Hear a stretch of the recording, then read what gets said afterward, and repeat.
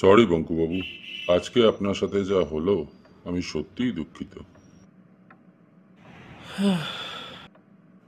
না সত্যি এভাবে ঠিক না, বোর্ডে এভাবে আপনার কার্টুন ছবি আঁকা সত্যিই ঠিক নয় এটা। কি আর বলবো স্যার, কখনো চেয়ারে গাবের আঠা লাগিয়ে দেয়। এই তো গত কালী পুজোর রাত্রিরে ছুঁচোবাজি ছেড়ে দিয়েছিল। ছি। কি করে সহ্য করেন মশাই? আচ্ছা, আপনি তো একা মানুষ, কোনো পিছুটান নেই? আগে হ্যাঁ স্যার। এত সুন্দর ভূগোল পড়ান, যদি বলেন অন্য কোনো স্কুলে। না না স্যার, ওটি করবেন না। আজ 22 বছর ধরে ছাত্র পরম্পরায় চলে আসছে স্যার। আর এই বয়সে আবার নতুন জায়গা। তাছাড়া প্রতি বছরই ক্লাস ভর্তি দুষ্টু ছেলের মধ্যে দু একটা ভালো ছেলেও তো থাকে। তা ঠিক।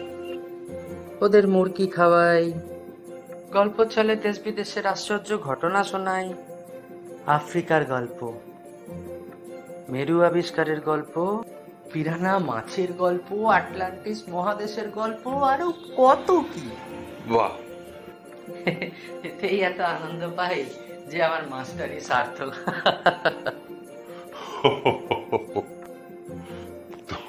ধন্যি আপনার মাস্টারি।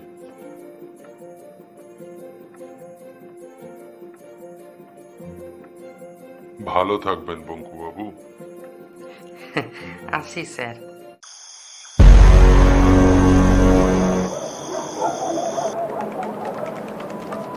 কি ব্যাপার, বঙ্কু বিহারীর দেখা নেই কেন? আগে শ্রীপতি বাবু, ওটা তো নিধুই বলতে পারবে।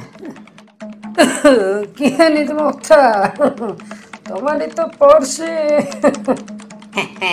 চন্ডী বাবু বেকার আসবে না। কি তাহলে রামকানাই কার ছাতা জুতা লুকাবে শুনি? আর চক্রবর্তীদা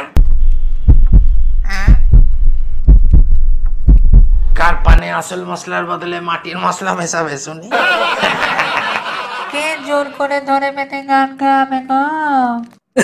আরে ওসব তো নস্যি। 2 হপ্তাহ আগে রামকানাই আর চক্রবর্তী মিলে কি করেছিল? আরে বাপু বলো না তোমরা। রামকানাই, চক্রবর্তী।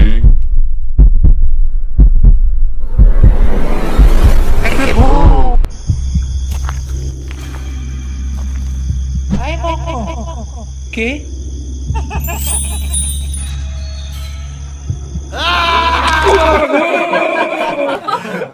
আরে একজন লোক থাকবে যাকে নিয়ে বেশ রসিয়ে রগড় করা যাবে, নইলে আর আড্ডা।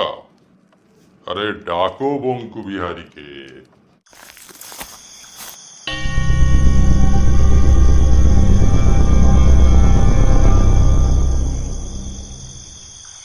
আরে বাস, নিধু বাবু